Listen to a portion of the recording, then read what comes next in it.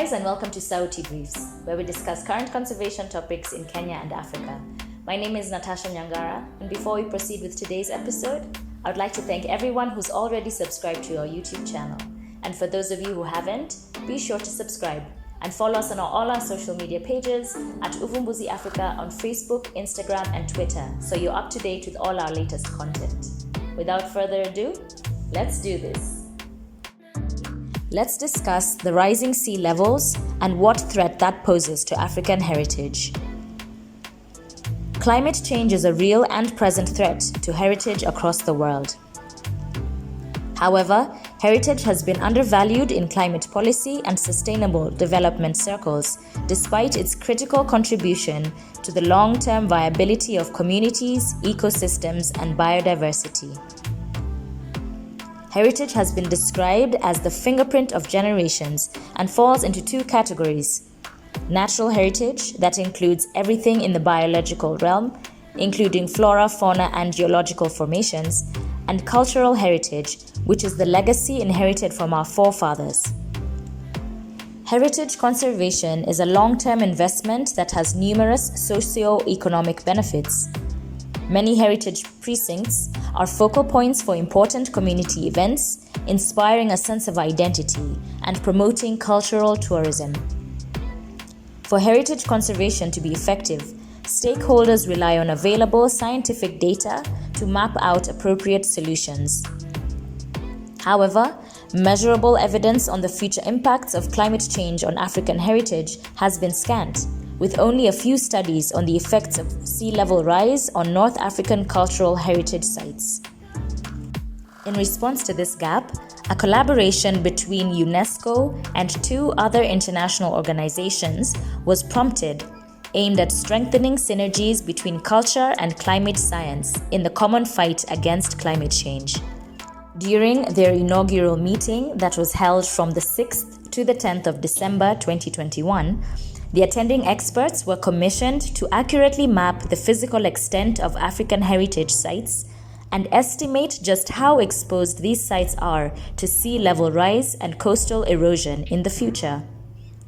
Recognizing that Africa is underrepresented on the UNESCO World Heritage List, the team began by mapping a total of 284 sites on the UNESCO World Heritage Tentative List, including 213 natural and 71 cultural sites.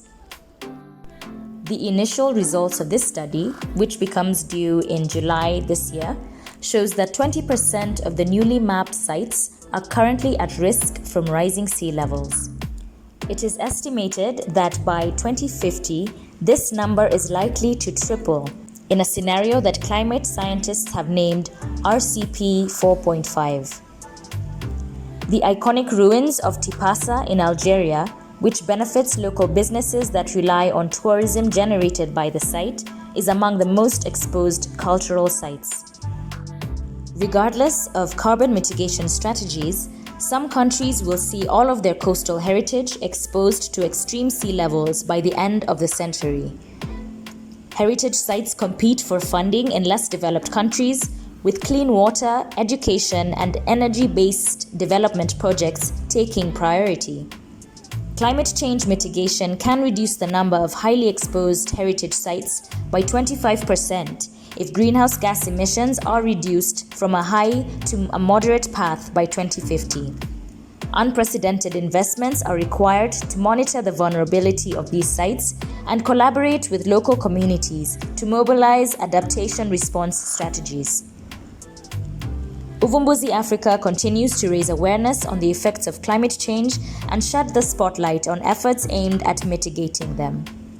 To learn more about the effects of rising water levels, be sure to check out our previous Sauti Briefs episode on Kenya's rising lakes.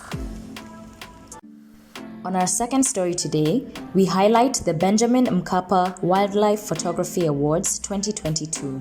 In celebration of the World Wildlife Day last week, the African Wildlife Foundation, AWF, and Nature's Best Photography opened submissions for the 2022 edition of the prestigious Benjamin Mkapa African Wildlife Photography Awards. The Mkapa Awards are named in honor of the late, iconic African leader and former president of Tanzania, His Excellency Benjamin Mkapa, for his dedication to wildlife conservation and conservation education across Africa. He was also a passionate supporter of the AWF's programs, having served as the longest-sitting board member and vice board chair of the organization at the time of his passing. Following the success of the inaugural award last year, this year's edition is even more noteworthy because it marks the 60th anniversary of the AWF. This global competition, dubbed Bringing Africa to the World and the World to Africa, aims to create new multimedia platforms that engage and integrate Africans and visitors to Africa in a blended conservation and visual storytelling narrative. The competition's goal is to engage, involve, and attract photographers of all levels of expertise while encouraging young talent to become advocates for generational behavioral change towards wildlife conservation.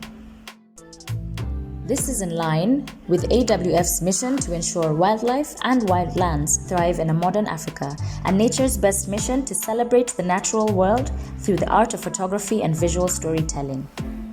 Participants in the competition will have until the 1st of June 2022 to submit images for consideration by a team of world-class judges and conservationists. The results for the 2022 competition will be revealed at the Nairobi National Museum on the 27th of October 2022. The competition will enhance the visibility of African wildlife through a variety of categories. The Mkapa Photographer of the Year will win a grand prize award of $5,000, a stone elephant sculpture, and an interview in Nature's Best Photography magazine.